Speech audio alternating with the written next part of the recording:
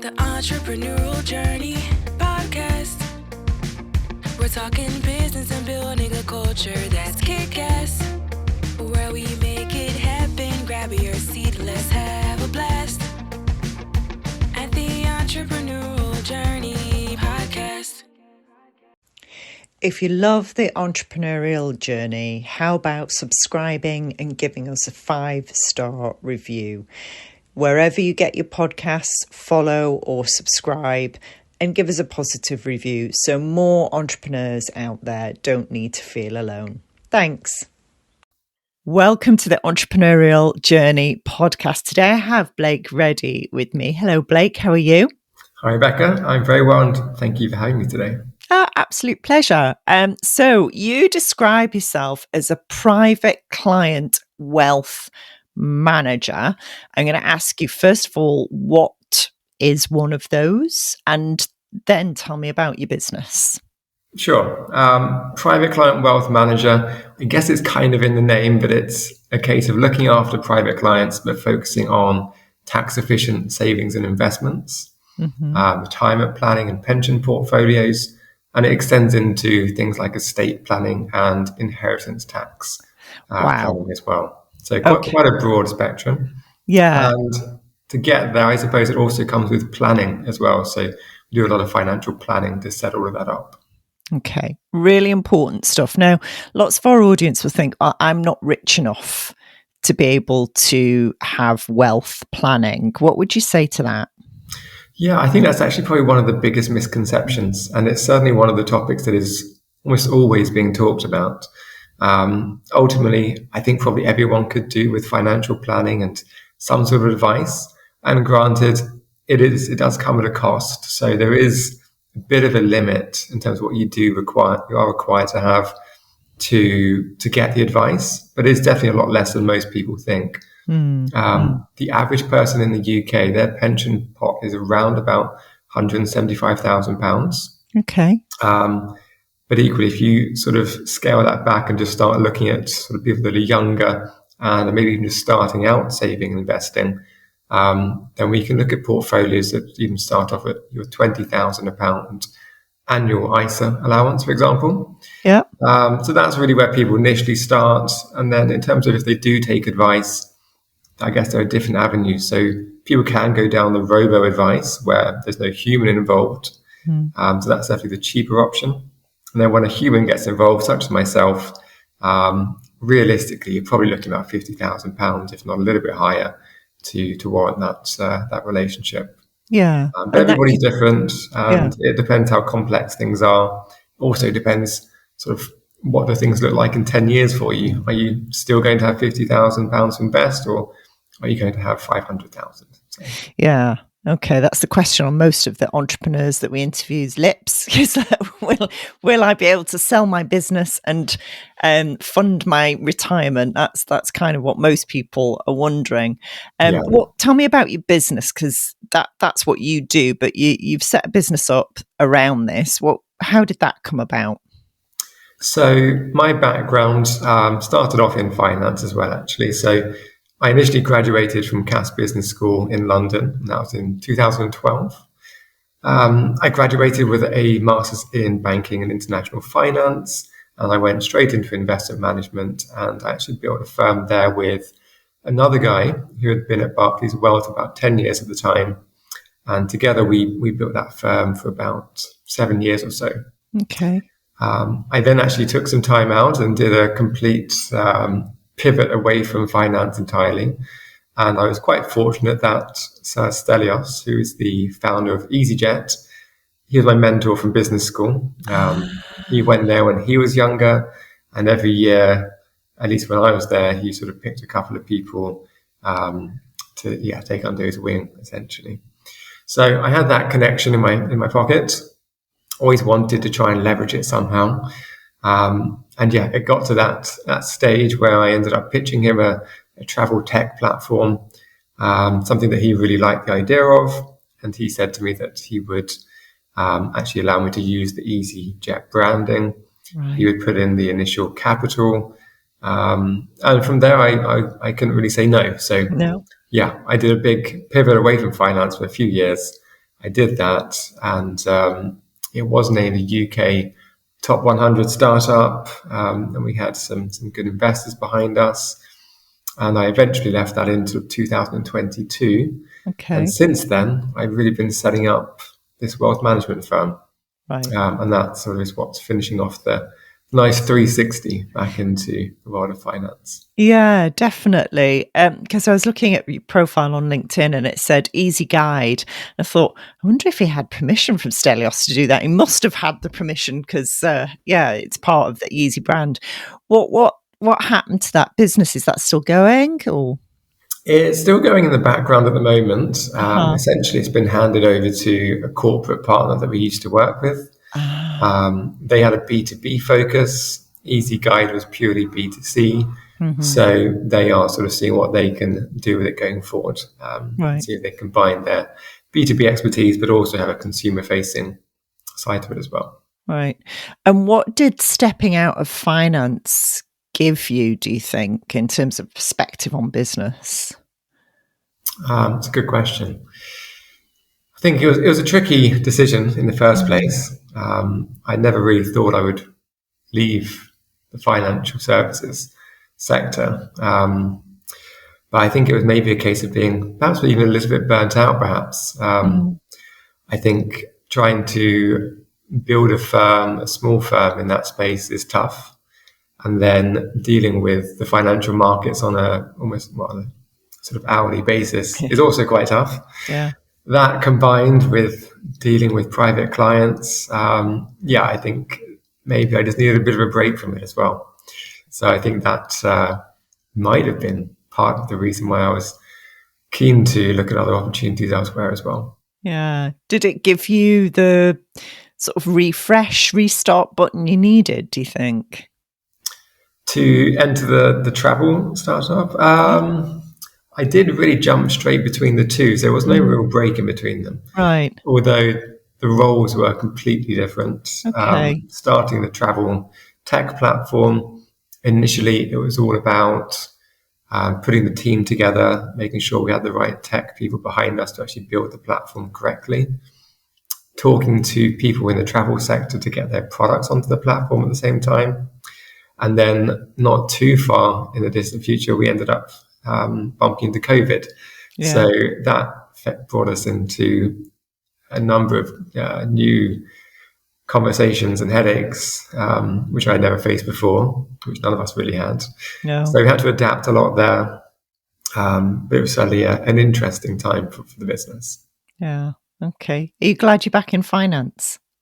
I think so. Yeah, definitely. It's your natural home. Yeah, as I say, I think it was where I always imagined myself being, and not being there for a few years was an interesting experience, but not sort of where I wanted to be forever. So glad to be back and glad to be dealing with private clients again.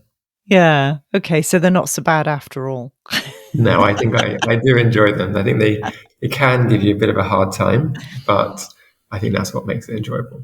Yeah, you did manage to miss out on one of the biggest shocks to the markets ever during COVID. So you managed to be out of finance and investments when that happened. That's true. There would have been a few headaches there as well, I'm sure. Yeah, definitely. I remember I've got an ISA, and I remember my IFA going, "Don't panic." I went, "I'm not. It's fine. I'm in this for the long term." She said, the markets have dropped significantly. I went, "Yes, they will come back though, so I'm not worried at all." If I was about to retire during that period, I might have been worried, but I've still got a while to go. Yeah. I just read a post on LinkedIn that you posted. And again, I really want to highlight this for people because I'm passionate about people investing even a tiny amount, even 50 quid a month, from the minute you start earning. I think we have in the UK, I don't know what it's like elsewhere in the world, but we have this ISA system, which is a really tax efficient way of saving. And I think if you start early, then you can build up real wealth, into your 40s, into your 50s. Now, you posted something absolutely fascinating about the way the increase in the stock exchange, the FT100, is reported. and that reporters forget to include the dividend element of holding on to stocks and shares. Can you just talk us through that? Because I think it's something a lot of people miss.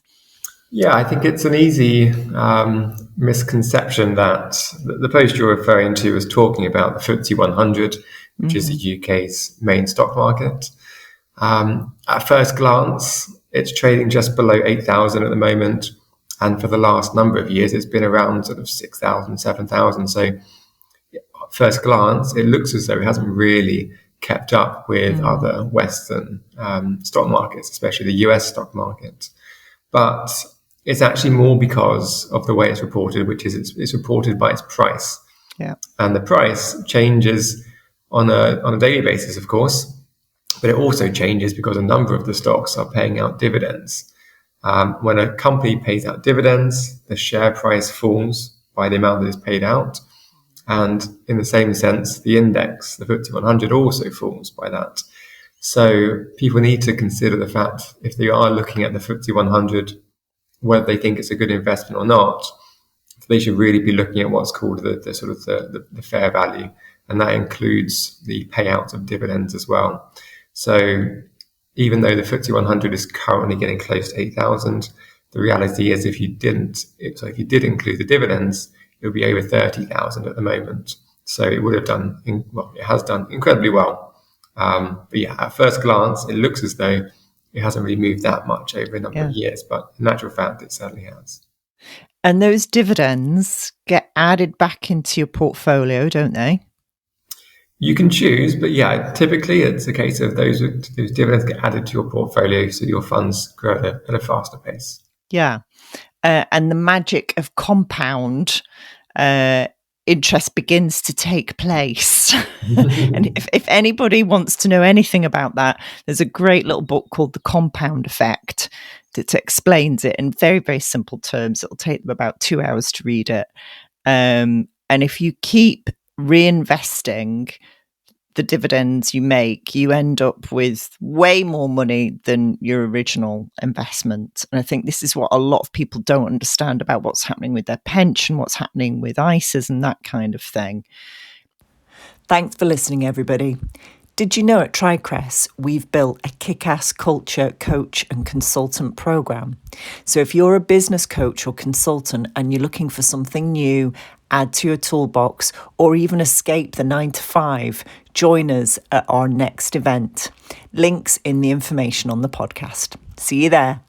If somebody was running their own business and building the business, obviously they're putting everything they've got into that business. And I realize you can't provide specific financial advice, but generally, what kind of general themes? Because I meet so many entrepreneurs who go, "Oh, I've not been able to save for my pension because I've been running the business." What kind of general tips would you give people in that situation? Yeah, well, I think you touched upon it a moment ago in terms of it's really a case of just starting as early as possible. Okay. Even if it's a case of investing £50 a month, putting away anything as soon as possible, that's the most valuable part. Mm. Part of what we do, we provide what's called cash flow modelling for individuals and private clients. Okay. Cash flow modelling essentially shows you on a nice graph, if you did put away £50 a month for the next 30 years, what are you ending up with at that on that date? And whenever you see these charts, it is a case of it's quite sort of slow at the beginning. Yeah. You do get that classic hockey stick curve at the end. So just as many entrepreneurs put into their pitch decks, it's the same with your savings and investment portfolio too. The reason being is the compounding effect that you mentioned. So people are almost a little bit in disbelief that sort of such a small amount can evolve into such a large number. And that's because if you do it early enough, the last sort of 10 years, for example, you'll be earning such a great return on that entire portfolio versus what you put in. And that's where the real difference comes in. So, yeah, my advice to entrepreneurs and business owners, even though you're probably, if you're at the start, you're maybe sort of struggling a little bit maybe with the finances, but I think if you really do look at the numbers and your personal finances, there's probably enough to put something away. So yeah, see what that number is. I'm sure it's more than zero. So yeah, I think put something, whatever you can, away each month. Yeah. Yeah, absolutely. I wish I'd have known in my early 20s about investments. I did some small savings. I didn't really take them seriously enough. And speaking to your point, I didn't really believe they would end up doing anything. And I wish I'd have known then what I know now. So my two older kids, in fact, my three kids, I've said to them, look, just put money away now. It doesn't matter how little it is, just put it away, because believe me, later it pays off. And it, you know, in the UK, our state pension system isn't, I don't think, going to be there forever. Mm-hmm. And I think a lot of people, well, we have compulsory pension contributions now from your employers, which is great. That's fantastic. But I think people are going to have to look after themselves, definitely. Yeah. Is it ever too late to start investing, Blake, do you think? Definitely not. No, it's never too late. I would say it probably makes things harder for you. So again, sort of start sooner rather than later. Speaking to your children, for example, as you do, I think that's a great place to start. You mentioned ISAs as well. So there are junior ISAs. You can start far earlier. And you can even set up pensions basically from the day someone's born. So yeah, you can start as early as that. And in terms of, is there a time to sort of think it's too late? Then definitely not. No, I think you just need to get that conversation started. See what you can do to catch up. It might mean you're tightening your belt a bit for more money away than others as a result of starting later. But yeah, you just got to start, really. Yeah, you do. How's your business going? What's happening with it? So it's recently launched. Okay. It was actually meant to launch sort of towards the end of last year. Right. So there's been sort of a 3-month-ish delay. So yeah, there's been ample time to sort of lay the groundworks. Equally, it's similar to my first business in the investment management space. So there's a lot of crossovers there in terms of what I'm used to and what I know how to do. So on that side of things, wasn't a case of me having to learn a huge amount to start the business. Right. It was just a case of getting the right foundations in place. And then it's just a case of finding prospects, working with my personal network as well as my professional network, and ensuring that there is a good lead flow, essentially, of prospective clients coming through, which is what we have coming through at the moment. And is it just you, or do you have a team? So I actually work under the name of Fountain Wealth Management at the moment. Okay. Within that, there are other advisors as well. I believe at the moment there's around about £150 million of assets under management. So not a huge amount by any means. Obviously, these firms go into billions. Yeah, they do. So yeah, that's a very small amount. But yeah, it's really a focus on growth this year and seeing just sort of how high we can get that number, whilst of course delivering great service to each of our clients. And are your clients all over the UK, or where are you based? So based in London, but yeah, certainly look after clients all over the place. I think one of the outcomes of the pandemic was that people, no matter their age, have become quite accustomed to working online, doing Zoom calls. And people also appreciate the convenience of it too. Typically, if I had to go and meet someone, maybe if they wanted me to come to their home and talk to them there, or if they wanted to come to the office in London, that could mean maybe an hour of traveling there, hour traveling back, and a 1-hour meeting. So 3 hours out of the day to conduct a 1-hour meeting. Whereas on Zoom, we can fit a 1-hour meeting in so much simpler. Someone can be at their office, they could do it in their lunch break, just after work. It makes it much simpler for us to book in meetings now. So a lot of that is virtual, and that means we can speak to people all over the country. Albeit if people do want to speak in person, then we are, of course, happy to make that effort too. Yeah, definitely. Now, what's your opinion on crypto? I've got That's to an ask you. interesting one. Crypto, gosh. I must admit, crypto's always been a headache for me. It's something that it wasn't something I heard about until it became relatively mainstream. It wasn't something I was involved in right at the beginning at all. So for me, I think I've always had the idea I like to buy things when they look as though they're good value and they've perhaps fallen back quite a way, or we're catching them at an early stage in their growth cycle. And for me, I've always thought of crypto as being quite expensive. There's no real fundamental asset class behind it. So it's hard to argue what the true value is. Yep. And I think over the years, it seemed to be just a very speculative asset class, something that arguably is okay for a very small amount of your portfolio, maybe 1%. But anything more than that, I think it's very speculative. If somebody wants to be in that space, then that's fine, of course. But I think for most people, it's a very high risk asset class, and you need to be careful of it. It's so volatile. Incredibly, yeah. It's incredibly volatile. And for me, it was, well, what's behind it? You know, when you're investing in stocks and shares, there's a company behind it, there's people behind it, there's, you know, machinery, there's products, there's services, there are tangible things behind it. And you may invest in, you know, rare minerals, or you may invest in gold, but there's something physical there. For me, crypto was like, well, it was like the NFTs. Well, there's nothing there. Yeah. And we saw how the NFTs turned out. So that's a red flag. Yeah. Some people who spent millions on something that they could screenshot are probably feeling a bit daft now. You would think so. I know. I didn't get it at all. I actually made a couple of my own NFTs to see what would happen. Precisely nothing happened. And basically, I still have the original image in my photos on my phone. I went, well, that's all it was. It was just, a lot of hype. Huge amount of hype. It's like the Emperor's New Clothes, isn't it?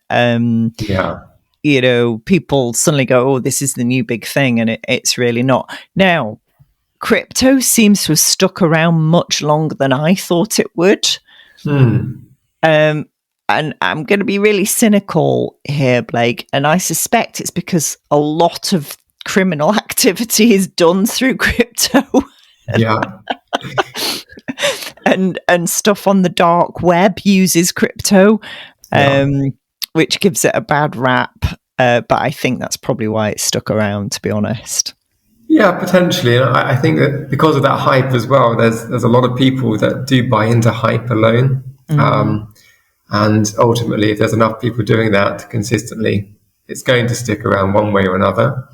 I think when we say crypto as well, typically people are talking about Bitcoin more than anything. So it's also important to recognize Bitcoin is one of many coins out there. And there have been many, many coins that haven't lasted at all. So granted, Bitcoin has done, but many haven't. Yeah. I don't think Tesla accepts it anymore as a payment method. It used to, didn't it? I don't think it does anymore. Yeah. He put in a fair amount into it and then quite quickly took it back out. I don't think they do anymore, but that would have been interesting to see happen. Yeah. Again, the cynic in me thought, so Elon buys a load, the price goes up, and then he sells them at the top of the price. Like, yes. Interesting. Only one winner in that scenario, isn't there? He's been told off a few times now for things like that, hasn't he? So I think that's a fair comment. Yeah. Where are you taking your business? What are the plans for it? So I have high plans for this business. Right. I want to be hiring a number of advisors alongside me to help grow it. Okay. And I want to do that organically, but also through the acquisition of other wealth management firms as well. So as with many companies, there are two ways: either grow organically, or you can go and acquire other firms. And in this business, it's quite segmented in the sense that many firms are run by one individual. Yeah. That individual at some point probably wants to retire. Yeah. When they want to retire, they need to sell their company. Essentially, that's what they need to do. So the average age of sort of an advisor in the UK, it's a lot older than sort of most industries. Okay. So people approaching retirement is very common in this sector. And for myself, I'm a long way from retirement, so I'm quite keen to sort of scoop up those businesses as they want to exit, Great. combine them together, and then grow, as I say, through acquisitions as well. I think that's an interesting way to build the firm, as well as doing it organically at the same time. Yeah, that's really interesting. I mean, that happened a number of years ago with the funeral sector. It's happening with a lot of small accounting firms. It's happened with small law firms. These fragmented sectors are really ripe, as you rightly say, for people coming up to retirement and go, well, I've built something here. Who's going to buy it and give me the retirement I've earned and look forward to? And so, yeah, it is absolutely ripe for that. It really is. Will you do that with the backing of investment or just as you go along? So it would be probably financed through debt rather than sort of any sort of equity investments, anything like that. So private equity, they're a big player in this space now. They have created very large firms where they've put all the money in and they're consolidating many small firms into them. Yeah. So that's a big way for people to do it. For myself, it'd probably be a case of financing through debt and then combining the firms that way. And I think you do get a very good return on that investment. Yeah. And I don't think you need to be giving away equity to really finance that acquisition. Yeah, I would agree. The other aspect I look at when those big organizations kind of swoop in and soak up all the little ones is what happens to the culture. I'm gonna say that because that's my bread and butter in terms of consulting and coaching. But I've spoken to people who've been in the organization that has been hoovered up, has been acquired, and there's very little attention paid to the culture across the business. It seemed to be very spreadsheet driven, which you can understand if there are external investors involved. But I suspect your way will take more care of the culture and be more aware of that. Is that something you've thought about as you grow the business? Yeah, absolutely. I guess there's a slight difference there with the sort of the private equity backed firms is that they're trying to scale to a huge extent. Yeah. They're looking to sort of buy up £100 million firms and £1 billion client bases again and again and again. For me, that would be a smaller scale. I would look to buy sort of £10 million client books, for example, and grow that way. Potentially larger, of course, as well, but not to the extent of buying £1 billion book, for example. Yeah. Yeah. So I think it would be easier to combine these firms whilst managing the issues with culture. I think, combining sort of a few smaller firms versus larger firms, there's less headache there. It's certainly something that I am conscious of. I haven't actually had experience of sort of combining cultures into one, so it will be a first for me. Okay. But I look forward to that challenge. Come and talk to me. Yeah. Come and talk to me before you do it. I'll point out all the pitfalls. I was speaking to a very large law firm last year, and the managing partner said, we acquired somebody 10 years ago, and he said, the culture still isn't right. Really? We didn't pay attention to the culture. It's still not right. It's still us and them. It still causes us problems. I've had conversations with M&A experts who say, the profitability of these two companies could be so much more if they paid attention to the culture and they got that right. And I've said, well, a lot of business owners think it's a fluffy, nice thing to have and it's an extra, but actually I believe it's integral to the success and profitability of most companies. But I wouldn't I? No, 100%. I think with that in mind, sort of the first part for me is building the initial framework of how business is conducted, making sure that people know what that framework looks like, and ensuring that everyone right to the top is sort of conducting business in that manner. Yeah, absolutely. Absolutely. Fabulous. So if your business had a personality or a character, either who would it be or how would you describe the characteristics? Putting me on the spot there, and I'm going to throw it out there, and I'm going to just sort of say NASA, if that works. I say NASA just very randomly there, just because I imagine there's a lot of sort of development behind the scenes. Okay. There's one mission in mind at any one time, really. And there's a lot of people working to make that happen and combining all of those small parts to get there. In the same sense, I feel as though that's what our business is there to do as well. We're looking to build strong foundations, provide the solutions for our clients to achieve something in the future that is hard to achieve, but definitely attainable. I like that. We've never had NASA before. That is a first, which is good. And here's my final question. It's a new one I've chucked in recent months.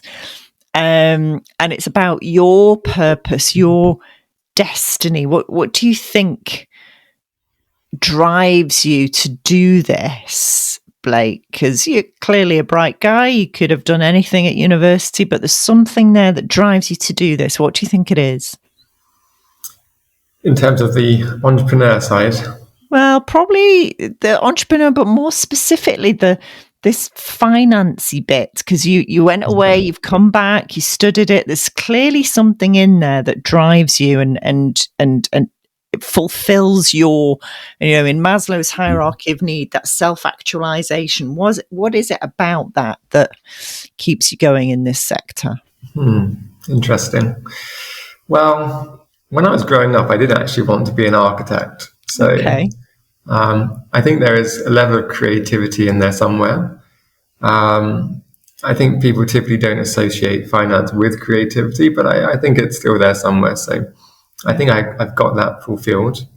And then I think the reality for me is I like numbers. I'm good with numbers. Right. And I enjoy dealing with private clients at the same time. So for me, it's the right combination of the two. Okay. I certainly, as I say, I enjoy the numbers. I enjoy working with funds and stocks and charts, all of that sort of stuff. If I just had to do that, I think I would struggle. Right. But as I say, I like dealing with the private clients. So when there's that human element every day, the relationships that I get to build over time and seeing how those relationships evolve over the years as well. I think that's the combination I like myself. Oh, right. Okay. I love that. So you're growing things, you're using your creative side and you're using the numbers to do that. Yeah. Fabulous. That's a great place to end. Thank you so much for your time, Blake, and best of luck with your business. My pleasure. Thank you, Rebecca. It's been great to speak to you.